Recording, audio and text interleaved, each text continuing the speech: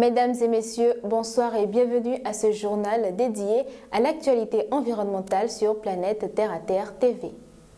Les professionnels des médias ont été conviés à une conférence de presse ce 15 octobre à l'Hôtel du Lac de Cotonou.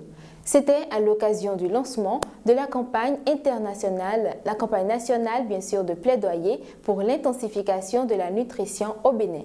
Il s'agit d'une initiative de l'Alliance de la société civile pour l'intensification de la nutrition au Bénin. L'association a pour objectif de réaliser un Bénin où la malnutrition est vaincue grâce à un engagement politique ferme. Il était également question lors de cette conférence de la mise en œuvre du projet Cascade financé par le ministère des Affaires étrangères du Royaume des Pays-Bas. Suivez le reportage de Gildas d'Almeida et Julien Tonjo. Il y a plusieurs projets qui interviennent dans le domaine de la nutrition au Bénin. Et le projet Cascade a ciblé des actions complémentaires à ces projets. La campagne de plaidoyer pour l'intensification de la nutrition vise à attirer l'attention des autorités et de l'opinion publique nationale et internationale sur les défis liés à la nutrition, en particulier dans les zones rurales du Bénin. Dans un monde où l'accès à une alimentation saine est un droit fondamental, il est de notre devoir de veiller à ce que chaque membre de notre société puisse bénéficier d'une nutrition adéquate. Donc, c'est un cadrage pour des actions pertinentes en vue de l'intensification de la nutrition. Cette campagne se déroule dans un contexte marqué par la Journée internationale de la femme rurale ainsi que la Journée mondiale de l'alimentation. L'objectif est de mettre en avant l'importance des femmes rurales dans la production alimentaire. Cette journée met en lumière le rôle essentiel que jouent les femmes et les filles rurales dans les systèmes alimentaires, une contribution cruciale qui mérite d'être reconnue et célébrée. Le projet Cascade va se dérouler dans 6 départements et 20 communes du Bénin. Il prend en compte aussi les réalités liées au changement climatique. Quand on parle de nutrition, c'est une problématique multisectorielle. Et aujourd'hui, plus qu'avant, les questions de changement climatique, de résilience sont à l'ordre du jour chaque fois qu'on parle de nutrition. Le 43e congrès de l'Association internationale des maires francophones a permis aux responsables municipaux de rappeler leur engagement pour l'amélioration des conditions de vie de leur population. C'était aussi l'occasion de rappeler leur implication dans la protection de l'environnement. Suivons leurs propos.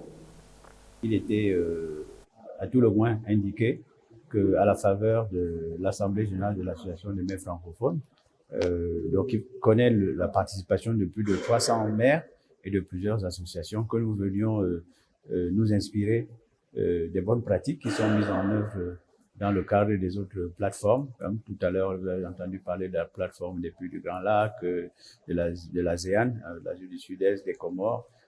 Dans le temps, nous n'étions que sur des questions liées à la cohabitation entre les populations, mais actuellement, nous avons dépassé ces questions liées à la cohabitation, mais on est dans les questions de l'air, notamment le maire discute sur les questions liées au climat, les maires discutent sur les questions liées à la santé, parce que la question de la santé avec la pandémie à virus, la pandémie à Covid-19, mais aussi nous sommes dans une région où il y a eu ce qu'on appelle la maladie à virus Ebola, et les maires ont été très actifs. Et pour aujourd'hui, la question de l'environnement, c'est une question qui est au cœur des activités de la plateforme. Pour l'atteinte des ODD, chaque commune doit pouvoir travailler durement.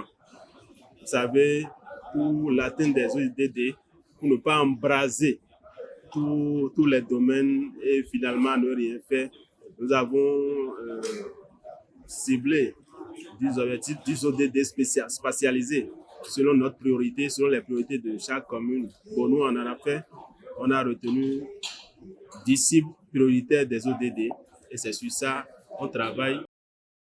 Jacques Juice, toujours naturel, toujours Jacques Juice.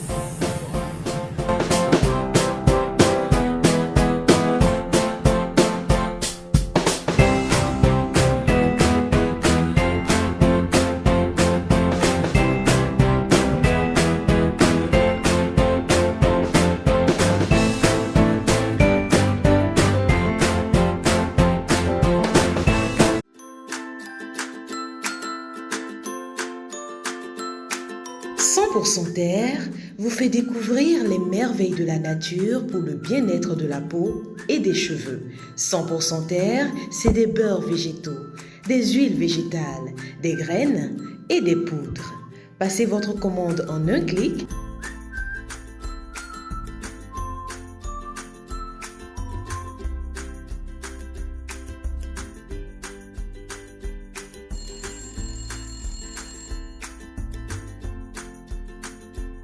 « 100% Terre, le bonheur est dans la nature. 100% Terre, un produit de Terre à Terre Bénin. » À l'international, à présent, des trous gigantesques se forment en Turquie. Ils apparaissent en raison des pompages excessifs des nappes souterraines pour l'irrigation de l'agriculture intensive. Il s'agit en effet d'un gouffre appelé doline, dont le nombre est en constante augmentation dans la région d'Anatolie centrale. Selon le Centre de recherche sur les dolines de l'Université technique de Konya, 2550 dolines ont été recensées en 2021 contre 299 en 2017.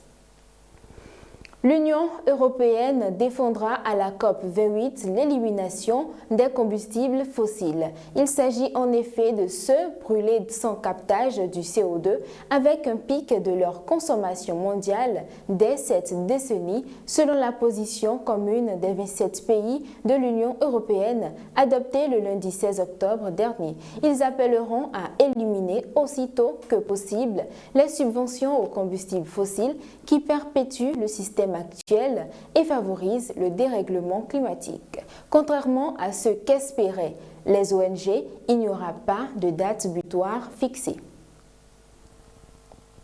Mesdames et messieurs, c'est la fin de ce journal dédié à l'actualité environnementale. Suivez-nous sur notre chaîne Planète Terre à Terre sur YouTube, Terre à Terre Bénin sur Facebook et TikTok, mais aussi sur le www.planète-terre-à-terre-tv.bj, notre web TV. N'oubliez surtout pas de vous abonner, d'aimer et de partager nos vidéos. Contactez-nous également pour la couverture médiatique de toutes vos activités liées à l'environnement. Et surtout, protégez l'environnement parce que l'environnement, c'est vous.